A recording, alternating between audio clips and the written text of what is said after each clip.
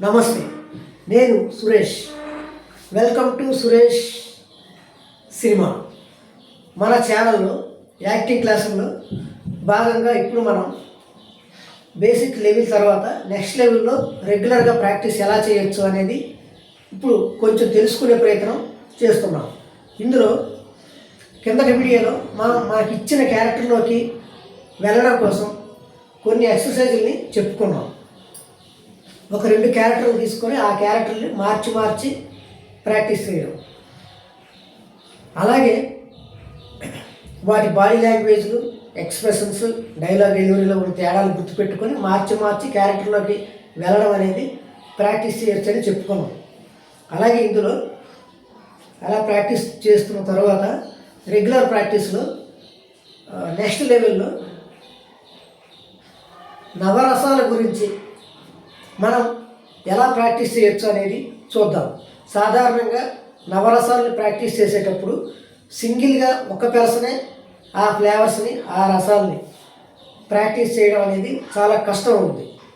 So దీనికోసం మనం 2 క్యారెక్టర్లు తీసుకొని ఆ క్యారెక్టర్ల మధ్యన ఒక సీన్ ఏదైనా క్రియేట్ చేసుకొని దాని ద్వారా మనం ఈ నవరసాలు ప్రాక్టీస్ చేయడం అనేది కొంచెం ఈజీగా ఉంటుంది.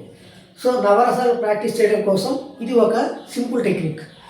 అలాగే నవరసాల గురించి కొంచెం పరిచయం చేసుకున్నాం మొదటి బేసిక్ క్లాసుల్లో. ఇందులో రెగ్యులర్ ప్రాక్టీస్లో మరి కొంచెం వివరంగా నవరసాలను ప్రాక్టీస్ చేయడం ఎలాగో చూద్దాం. మొదట మనం చెప్పుకున్నట్టుగానే 2 క్యారెక్టర్కి 2 పేర్లు పెట్టుకున్నాం. ఒకటి సురేష్ అని, 2 మహేష్ అని. సురేష్ ఇటువైపు నుంచి సురేష్, అటువైపు నుంచి మహేష్. మనం ఈ 2 క్యారెక్టర్లని ప్రాక్టీస్ అయినంత వరకు ఉంచుకుంటే మనకి కొంచెం ఈజీగా ఉంటుంది. అలాగే ఈ నవరసాల గురించి తెలుసుకునే ముందు వాటి పేర్లను ఒకసారి తెలుసుకునే ప్రయత్నం చేద్దాం. ఒకటి హాస్యరసం, శృంగార రసం, కరుణ రసం, వీరరసం, అద్భుతం, భయానకం, బీభత్సం, రౌద్రం. ఈ 8 కాకుండా మిగిలినది 9, అంటే 8 రసాలు కాకుండా ఏ రసం లేకుండా, అంటే ఎటువంటి ఎక్స్ప్రెషన్ లేకుండా ఉన్నదాన్ని శాంతరసం అని పిలుస్తారు. సో ఈ శాంతరసంతో కలుపుకుంటే మొత్తం 9 రసాలు, నవరసాలు. ఇంగ్లీష్లో అయితే 9 ఫ్లేవర్స్ అని అంటారు. సో వీటిలో మనం ఒక్కొక్క ఫ్లేవర్ని ఒక 2-3 రోజులు, 2-3 ఎపిసోడ్స్ మీకు ప్రాక్టీస్ చేసి వాటికి ఎటువంటి టెక్నిక్స్ ఉపయోగించవచ్చు అనేది మీకు వివరంగా అందించే ప్రయత్నం చేస్తాం. మొదటగా మనం హాస్యరసం గురించి మనం ఎలా ప్రాక్టీస్ చేయొచ్చో, రెగ్యులర్గా ఇటువంటి టెక్నిక్స్ ద్వారా దాన్ని ఇంకా సులభంగా నేర్చుకోవచ్చు అనేది మీకు తెలుసుకునే ప్రయత్నం, మీకు తెలియజేసే ప్రయత్నం చేస్తాను. సో ఇందులో మనం మా కిందటి వీడియోలో చెప్పుకున్నట్టుగానే మనమే ఒక కంటెంట్ని ప్రాక్టీస్ కోసం క్రియేట్ చేసుకోవాలి. షూటింగ్లో అయితే వాళ్ళకి స్క్రిప్ట్, వాళ్ళ డైలాగ్స్ ఇస్తారు. కానీ ఇక్కడ మనం రెగ్యులర్ ప్రాక్టీస్కి డైలీగా మనమే ఒక కంటెంట్ని క్రియేట్ చేసుకోవాలి. సో దానికోసం హాస్యరసాన్ని మనం ప్రాక్టీస్ చేయడం కోసం మనం హాస్యరసానికి సంబంధించిన కంటెంట్ని క్రియేట్ చేసుకోవచ్చు. అలాగే ఫస్ట్ బాడీ లాంగ్వేజ్, ఎక్స్ప్రెషన్స్ ద్వారా హాస్యరసాన్ని ప్రాక్టీస్ చేసే కంటే కంటెంట్లో హాస్యరసం ఉండేటట్టుగా చూసుకోవాలి. ఆ తర్వాత డైలాగ్స్లో హాస్యరసం ఉండేటట్టు చూసుకొని 2 క్యారెక్టర్స్ని బేస్ చేసుకొని మనం ప్రాక్టీస్ చేస్తే హాస్యరసాన్ని మనం కొంచెం ఈజీగా దాన్ని ఆ రసాన్ని మనం పండించడానికి కొంచెం వీలుగా ఉంటుంది. అంటే సాధారణంగా ఒక రసాన్ని ఒక వ్యక్తితోనే ప్రాక్టీస్ చేయడం అనేది చాలా కష్టం, ఇంట్రెస్ట్ కూడా ఉండదు. సో 2 క్యారెక్టర్లు తీసుకొని కంటెంట్ కూడా ఆ రసానికి సంబంధించిన, ఇప్పుడు హాస్యరసం ప్రాక్టీస్ చేస్తే హాస్యరసానికి సంబంధించిన కంటెంట్ని మనం క్రియేట్ చేసుకొని మనం డైలాగ్ ద్వారా, బాడీ లాంగ్వేజ్ ద్వారా, ఎక్స్ప్రెషన్స్ ద్వారా ఏ విధంగా డెవలప్ చేయొచ్చు, అలాగే ఎటువంటి టెక్నిక్స్ని మనం ఫాలో అయితే బాగుంటుంది అనేది, అలాగే దీనికోసం నేను తయారు చేసిన కొన్ని పవర్ఫుల్ టెక్నిక్స్ని కూడా మీకు చెప్పే ప్రయత్నం చేస్తాను ముందు వీడియోలో. సో ఇప్పుడు ఒక కంటెంట్ తీసుకుందాం. పాత కంటెంట్ని కొనసాగింపుగా చేద్దాం.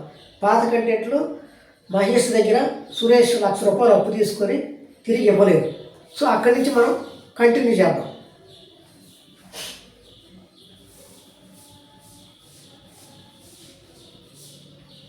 అరే మహేష్, రే సురేష్, అసలు ఆ రూపాయలు ఎందుకు తీసుకున్నారా నువ్వు? తీసుకొని 3 నెలలు అయింది. అది చెప్పాను కదరా, కొంచెం ఏంట్రా బాబు, ఇప్పుడైనా చెప్పుకోండి, కనీసం డబ్బులు ఇవ్వకపోయినా కారణమైనా చెప్పు. అదేరా, కుక్కలకి ఏంట్రా? అదేరా, కుక్కలకి ఏం చేశావురా? అది కాదురా, కుక్కలకి సంతాప సభ పెట్టడం కోసం. కుక్కలకి సంతాప సభ పెట్టడం ఏంట్రా? ఇలా ఇప్పుడు మనం కుక్కల టాపిక్ని తీసుకొచ్చి వీరిద్దరు ఈ ₹1,00,000 డబ్బుకి కుక్కలకి ముడిపెట్టి కొంచెం కామెడీగా ఉండే కంటెంట్ క్రియేట్ చేసుకుంటే వీళ్ళిద్దరు ఎక్స్ప్రెషన్స్లో కానీ అదే బాడీ లాంగ్వేజ్లో కానీ ఎటువంటి చేస్తే కామెడీ వస్తుందో అనేది ప్రయత్నిద్దాం. అలాగే కంటెంట్లోనే ముందు ఆ కామెడీ అనేది మనం తయారు చేసుకోవాలి. ఆ కంటెంట్ సహాయంతోనే మనం హాస్యరసాలు పండించడానికి మొదట్లో ట్రై చేయాలి. తర్వాత మన బాడీ లాంగ్వేజ్ ఎక్స్ప్రెషన్తో ఎలా హాస్యరసాలు పండించవచ్చు అనేది తర్వాత స్టెప్ బై స్టెప్గా ప్రాక్టీస్ చేస్తే మనకి చాలా ఈజీగా ఉంటుంది. సో ఇప్పుడు కుక్కల టాపిక్లో కుక్కలకి సంతాప పెట్టరా, దానికోసం ₹1,00,000 ఏం చేశారా? అది మొన్న మా ఊర్లో 500 కుక్కల్ని చంపేశారా. వాటికి సంతాప సభ చేయడం కోసం ₹1,00,000 ఖర్చు అయ్యారా. కుక్కలు చంపేస్తే సంతాప సభ పెట్టడం ఏంటరా? దానికోసం అప్పు చేసి మరి డబ్బు తీసుకుని. అది కాదురా, పాపంరా, కుక్కలరా. పాపం కుక్కలు అంటే పెట్టరా, ఇప్పుడు నా పరిస్థితి ఏంట్రా?